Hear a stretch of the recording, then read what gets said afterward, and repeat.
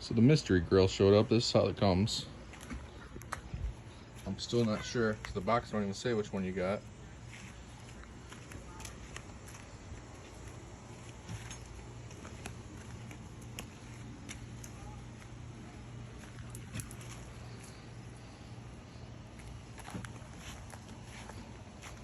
There was a little bit of damage on the bottom of it from the delivery guy, but I'm pretty sure that's just the box, so let's build it and check back in. Well, it's at 89, I'm trying to do burn off now. It's been going. I waited like 7-8 minutes for the smoke to start.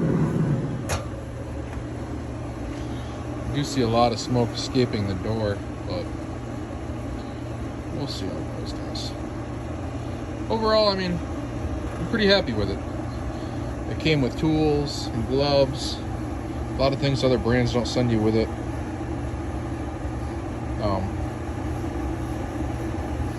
Yeah, I don't mind the cord. I got to get an outlet, put it in out here for it, but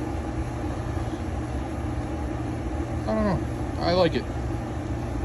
It was a gamble. You know, I ended up with a 550B, I believe, B2. So, I mean, obviously everybody hopes for the big one, but it's a rotary knob, kind of like the older pit bosses I used to have. I believe high is 450, 475. It does not have a probe hookup, so we have that. And then I don't know if you guys can see a lot of the smoke escaping the door. I don't know if there's something I can do about that to fix that, but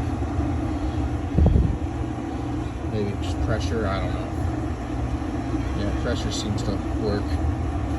But let's finish the burn off and we'll go back and do our feelings. Have a good day. So we got up to 475.